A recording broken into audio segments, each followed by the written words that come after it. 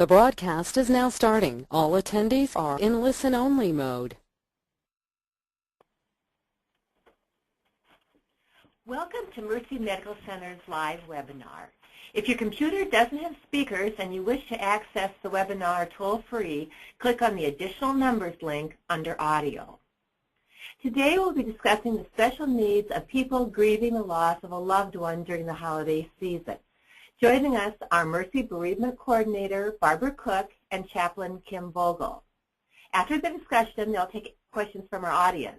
To submit your questions anytime during the discussion, go to the window in the upper right-hand corner of your screen and type in your question.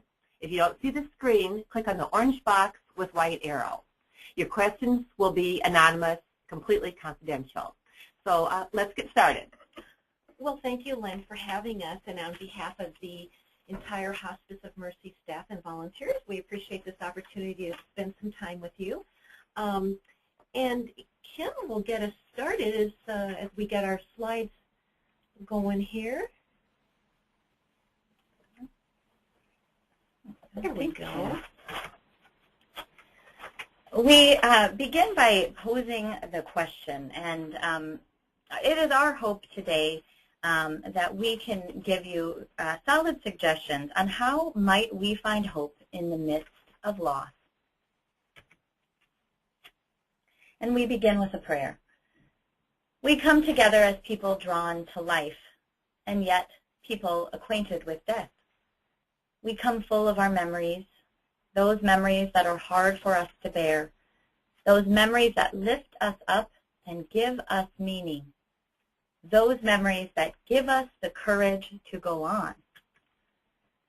We come together today knowing that we are not alone, that others love even as we have loved, as we love still. We come together knowing that others hope, even as we try to hope, clinging to the assurances that help us make our way from hour to hour, from day to day. May we find our full share of love and hope now in this hour of togetherness. So we put together a few learning objectives, our hopes for you. The first is to learn a bit about the grief process, to gain new tools and activities for coping with holiday grief, and finally to experience affirmation, validation, and support. So we're going to begin just with going through some of the grief basics, kind of the grief 101, and I'm going to move rather quickly through this portion, but you can always go back to it later just to refer to it. Your unique experience of grief, and there are a number of factors that shape that experience. First of all, the manner of death. Was the death sudden, with no opportunity to say goodbye? Did death occur after a lengthy spell of illness? And what about relationship? How close were you to the person who died? What role did they play in your life? Your personal psychological makeup, your values and beliefs will all shape how you respond to death loss. And not surprisingly, all you have previously believed and valued may be questioned or even altered following the death of a loved one. And the societal expectations. It has been suggested that we live in a death-denying culture. Our strong, uniquely American characteristics of moving on, of not looking back, of self-reliance, pulling ourselves up by our bootstraps, they may not necessarily serve us well as we attempt to cope with grief. And then what about support? It is indeed true that we can endure much when we are surrounded and uplifted by caring others.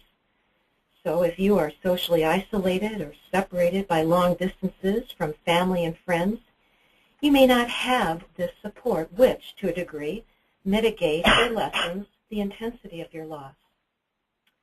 The final factor, your prior experience with death loss, is a significant predictor of how you may cope with the death you grieve today. Having been there and done that, you may, as a consequence, have some knowledge of your coping strategies, of your strengths, the things, the resilience that you possess. However, if you were not able, for whatever reason, to fully grieve that past death, you may find that those old, unresolved emotions are stirred up now. So the hopeful news with all of this is that it is never too late to do your grief work. You need not be trapped or frozen in time. To everything there is a season. You will grieve and mourn when you are ready to do so. Grief certainly is a multidimensional experience, and when we think of grief, of course, the first thing that comes to mind are all those feelings, those emotions. But the truth is that grief affects us in many different additional ways, our thoughts, behaviors, physical sensations, and spirituality. And within the grief experience is a wide range of normal. So let's look at that slide with the feelings. And you can look those over, and all those words certainly describe emotions that would come to mind when we think about grief. It's pretty basic and not too many surprises in that list. Let's look at the thought and cognitive patterns.